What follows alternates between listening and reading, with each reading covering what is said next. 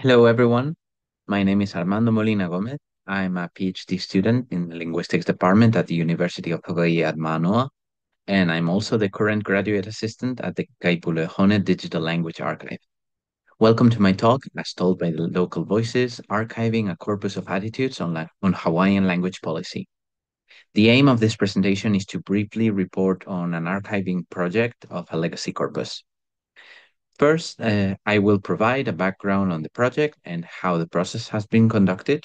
Then I will give an overview of the corpus and the items that you can find in it. I will later present a storyline from a sample of items, and finally conclude by outlining the next steps of the project.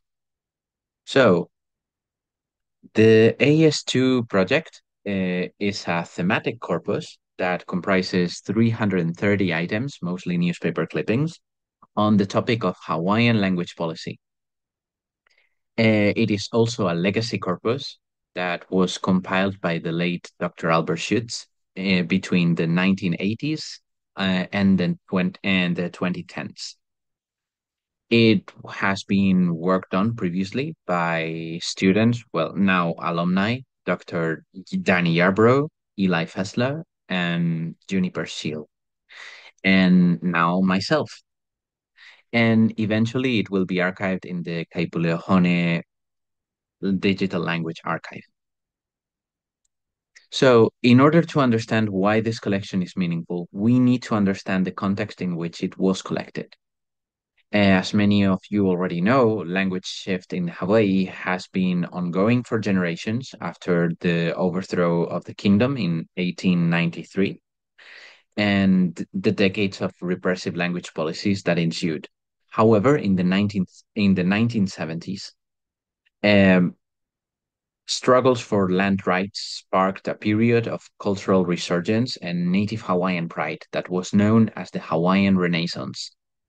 In language, these efforts translated into milestones such as the 1978 Constitutional Convention, which recognized Hawaiian as co-official language, and the establishment in the 1980s of the first Punanaleo and the first Kulakayapuni language nest and immersion school, which later which later grew and have contributed to new generations of speakers of revitalized Hawaiians.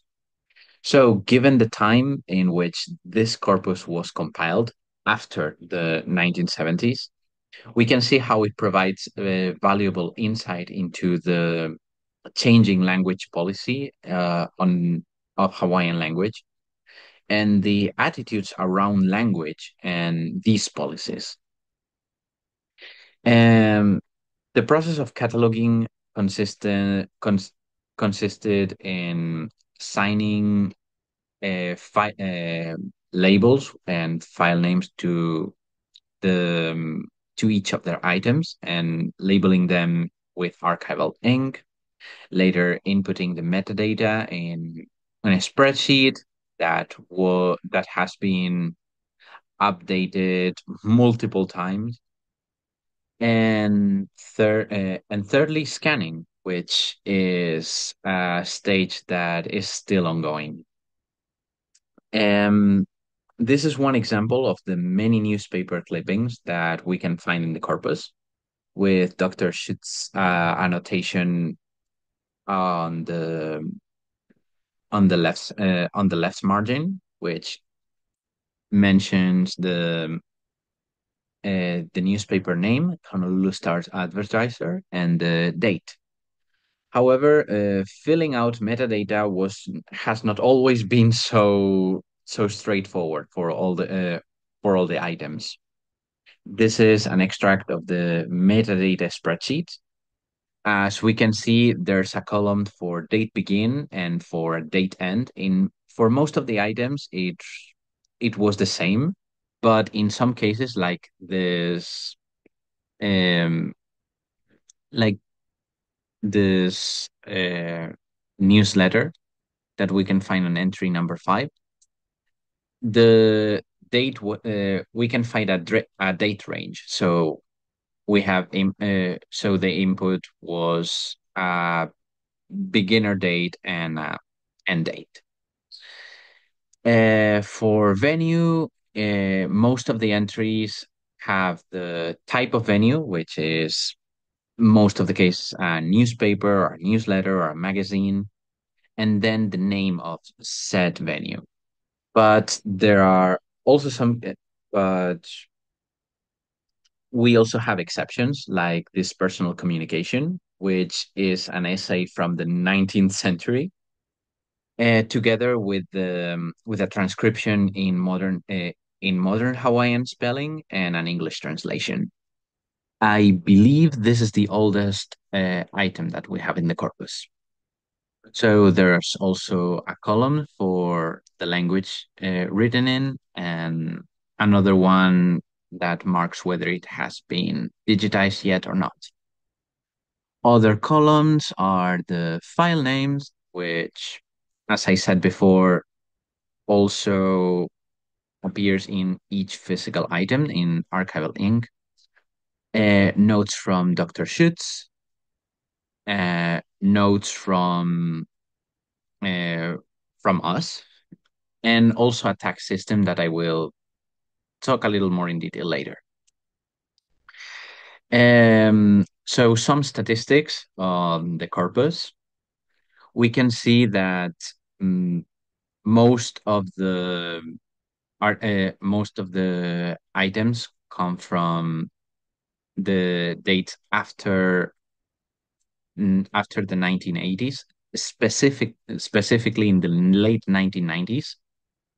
Um, as we mentioned before, this this has been this was specifically at a time with many changes, and we see more call for Hawaiian studies in multiple institutions, as we can see also uh, more cultural initiatives in Hawaiian language. I forgot to mention that the first cohort of um, Kula Kayapuni students graduated in 1999. So we can see why this is the case. Um, Distribution by venue, we can see that almost 80% of the items in this corpus come from newspapers, followed by magazines, newsletters, and communications, uh, I, which I conf which is a category in which includes letters, emails, and essays. And if we only count newspapers, magazines, and newsletters, we can see that there's even an even distribution between four four different newspapers: the Honolulu Advertiser, Honolulu Star Bulletin, the Honolulu Star Advertiser, uh, im- uh, emerged from the merger of the two latter newspapers, and Kaleo Hawaii, which is the campus newspaper of the University of Hawaii at Mano. By language, we can see that this is a predominantly English-based corpus, and most of the few Hawaiian medium texts are personal communications and also columns in English, mostly medium periodicals, like the Kawakuka Kalahale column at Honolulu Star Advertiser. We also find two articles from all newspapers from the 19th century or early 20th century that can also be found at the Papakilo database. And as I mentioned before, I devised a system of thematic tags is in that is still in construction, but and which likely and will likely be revised in the future. But topics that one can find in this corpus are topics relating to education, like mm, language nests, immersion schools, university, topics regarding linguistics, orthography and spelling, documentation projects, translation issues, domains of use of language, issues such as cultural appropriation, discrimination, sovereignty. I also included language ideologies such as purism, syncretism, English valorization as opposed to Hawaiian, and many others. I also started testing tone tags. For now, I also which only apply to specific items such as letters to the editor. For now, I only included um, these three tones: success, concern, and need. But since this is a work in progress, more tags will be added in the future, and this will hopefully contribute to projects on qualitative analysis of the corpus. Um, Due to time constraints, I won't be able to talk in detail about this topic, but before I finish, I would like to give an example of an interesting storyline told by some letters to the editor from Paleo that we can find in the corpus from 1995 to 1996. So, in summary of this case, we have a number of letters from 1995 which defend the right of letters to the editors to be published in Hawaiian in this newspaper without without an English translation being provided. This was the policy of Kaleo at the time, but this sparked a whole debate on whether it should be necessary or why it is necessary. And in February 1996, the debate reignited when one letter to the editor insisted in the necessity for translations for everyone to understand. And I could talk about this issue more in details, but the summary is that Kaleo defines itself in these um, as asserting its policy as a bilingual space, but its readership confronts this reality and the understanding of what a bilingual platform should be. So not one in which provides translate which accepts letters in Hawaiian and publishes them with a translation in English, but one in which Hawaiian is understood as not needing translation. So the current policy in the 2020s is to not translate any Hawaiian language content that arrives. So it's even more interesting to observe this story in conversation to the present perspective. So what are next steps in the project? We can see that corp this so all items that are yet to be scanned will be scanned before the end of 2024, and the corpus will be made publicly available and Hone.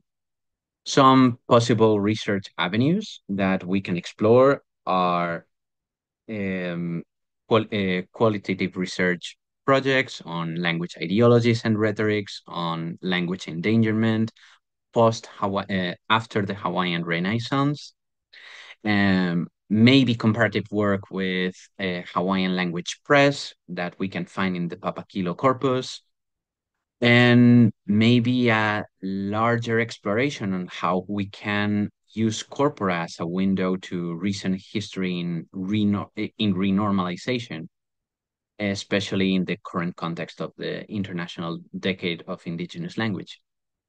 So these are my sources.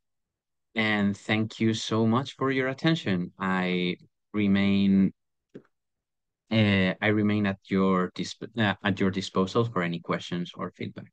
Thank you so much.